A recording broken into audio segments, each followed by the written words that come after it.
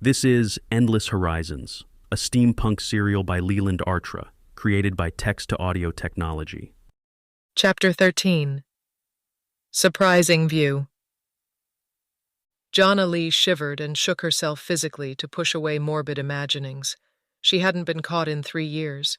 As long as she remained vigilant, she would be safe to conduct her research. The replacement device fitted perfectly onto the repurposed welding goggles. Placing the goggles over her head, she experimented with changing out the loops. The loops moved to her lightest touch, flipping effortlessly between combinations exactly as she desired. It was early. There was time to test the magnifying loops with her other invention, the telescope. She moved to the back of her lab. A wide set of glass doors opened out onto her balcony. A wood and stone tea bench rested comfortably just inside, providing a means to enjoy the view during inclement weather. Before opening the doors, she touched 3 camouflaged switches on the mahogany panels of the tea bench. The bench's stone top rose smoothly on polished brass pressure pistons. The secret compartment held her personal telescope in its purple silk pillowed hollow. She kept this one for herself, and made sure never to suggest a superior telescope to the ones her family provided the military existed. She slid her hand tenderly over the polished wood and brass. Her family was profiting from the manufacture of lower-quality telescopes for the military and well-to-do members of society. Even the success of the telescopes did nothing to convince her mother Janali's time would be better spent in research. Telescope in hand, she stepped out to her high balcony, taking in the magnificent vista of the capital city harbor and open seas to the north. Her breath produced steam vapors, and she took in a deep breath of the crisp winter air. Her skin prickled against the cold. But the golden sun was bright in the cloudless blue sky, and its light warmed her enough she didn't need to retrieve a coat. She paused briefly, considering the irony the balcony represented. Without her sister's attempted sleight of assigning Janali the boarded-up, rearmost estate buildings for Janali's new offices, Janali would never have spent hours taking in the view from this balcony. Without this view, she wouldn't have wanted to see further than humanly possible. Without that desire, she wouldn't have invented the telescope. Without the telescope, she wouldn't have discovered she could observe all the great trade houses' private shipping yards below. Without knowing what each great house was trading, she couldn't have made so many bold and successful ventures for her house. Without the business successes, she wouldn't be cemented into place as House Jedalor's Castatan. Janali had been given the family businesses because Cybele had grown tired of the work and convinced their mother to name Janali as Castatan.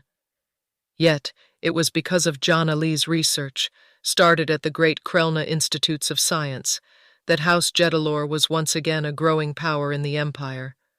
Between the production of the telescopes for the military and her view, Janali was an unstoppable business magnate.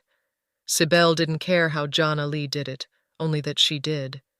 In shedding the job of managing the businesses, Cybele put all her attention to ladying over the whole family, as if she was the matron, and their mother didn't stop it. Cybele's attempted slight had been the fuel for Janali's greatest success and the root of her current untenable situation of having so little time for research. Looking out over the harbor, Janali laughed. The star empresses must have been in an odd mood when they laid out the threads for her life. The brilliant morning sun gave the harbor an artist's idealized oil painting look. Fishing vessels made their way out of the harbor, the larger vessels leaving streaks of black smoke from their steam engines as their paddle wheels turned the sea into a frothy foam behind them. The slower and larger merchant vessels trundled about, pushed or pulled by double paddle wheel tugs of the harbor patrol. Out at the edge of the harbor, merchant ships unfurled their sails to add the wind to their massive steam engine paddle wheels. She scanned the warehouses, adjusting the focus, and swapping in different loops, assessing the results. The optics were not as much of an enhancement as she hoped, but they did improve the optical performance. She lifted her view to the horizon, adjusting the focus. She swept the merchant channel, inspecting the outbound ships, testing how far she could clearly see with the new improvements. One ship at the edge of the horizon caught her eye. Even at this distance, its silhouette was unique. It was longer, taller, and most importantly, missing the round hub of a paddle wheel guard in spite of smoke from an engine. Bracing her arms on the balcony's railing, she adjusted the focus for the longer distance. She added first one loop, then two, and the ship came into a fuzzy focus. She held her breath to steady her hands. Her heart thudded against her ribs as she took in the unique silhouette. Only one ship in the entire world looked like that, the V. Brius, her prototype ship she'd bet her reputation on. Except that ship sunk in an ocean storm, taking her reputation and the entire crew with it to the bottom of the ocean. Empresses, it can't be. Not after all this time, she said under her breath, changing the goggle-enhancing lenses, trying to get a clearer view. Blinking her eyes clear of any dust, she put her eye back to the telescope. The final adjustment worked. The telescope revealed the familiar lines of her lost V. Brius, 6 months and 12 days overdue, with no word, debris, or sign of what had happened. The church wasted no time in declaring her designs unsafe. The other 2 ships being built were cancelled, and worse, her mother had ordered an end to any further work on such things. Forcing herself to hold still, she leaned out over the edge of the balcony, trying to examine the ship's smallest details. Its contours were not right. A patchwork of rusting plates warped and bent the once smooth hull. It looked as if there were rust streaks down the length of the hull. The V. Brius looked a decade old instead of only a year. The ship moved slowly, using its sails and the screw propulsion system. Pride swelled in her to see her injured V. Brius still do what no other ship could do, come in against the tide.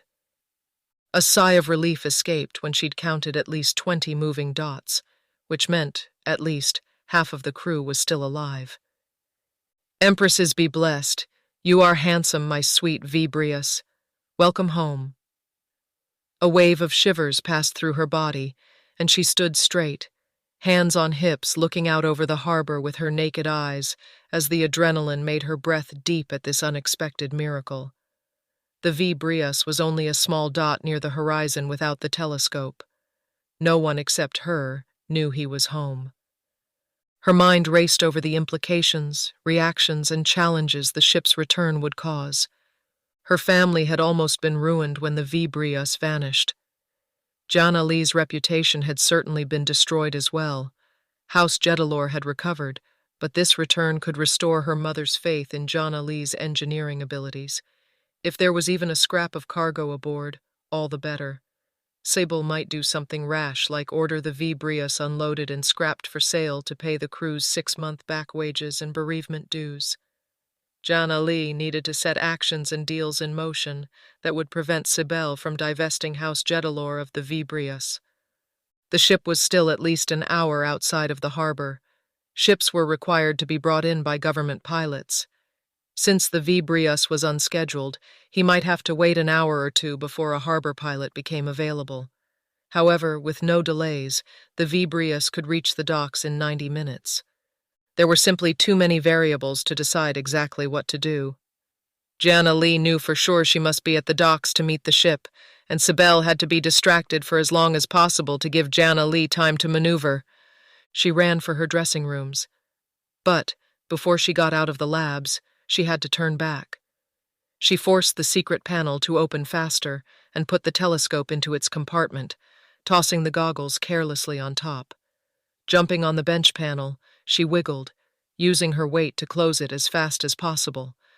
The click of panel locks gave her the same adrenaline surge as the starting gun of a horse race launching her across the halls to her dressing room. Tossing the laboratory cotton shirt and loose pants away, she tore a business suit out of the wardrobe. They were all excellent quality with the family colors, so it really didn't matter which one she used. She didn't waste time unbuttoning the vest, instead pulling it over her head. It should have saved time, except the narrow lace ruffles on her sleeve cuff snagged on a button. Her arms twisted over her head, she wiggled, trying not to damage the lace. "Erded lace," she cursed, fighting with the garments. The lace came free without any telltale sounds of ripping. Ignoring the lace for a moment, she shimmied the vest into place. A quick check ensured the cuff lacing wasn't noticeably damaged.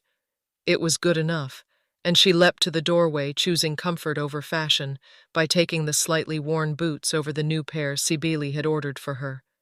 Slamming her feet down into the boots, she yanked up on the sides, pulling them over her calves.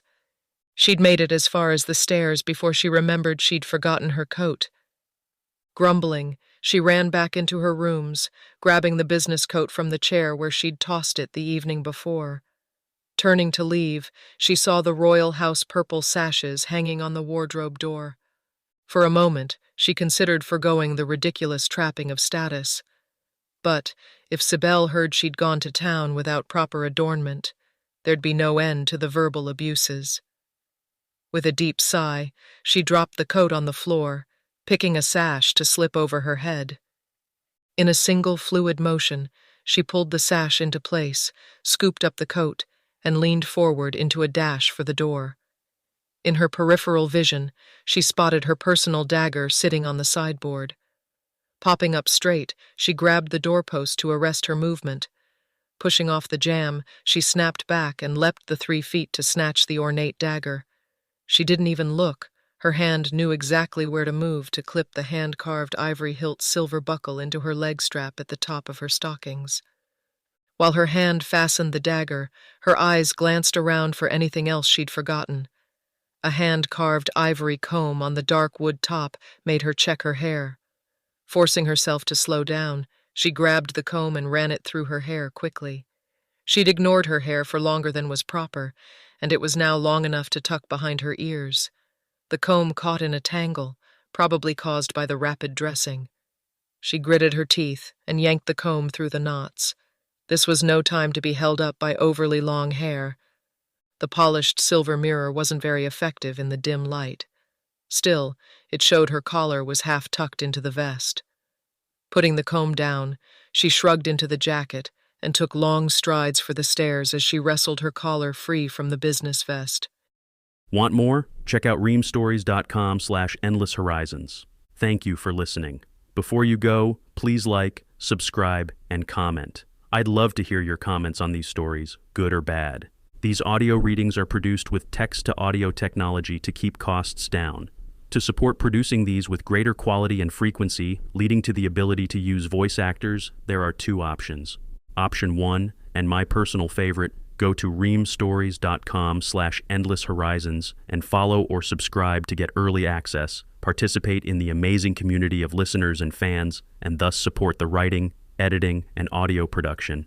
Or, Option 2, go to patreon.com/LARTRA and become an audio production patron. Subscriptions sustain the serial writing projects and all their associated costs. Again, thank you for listening. I hope you've enjoyed this audio production.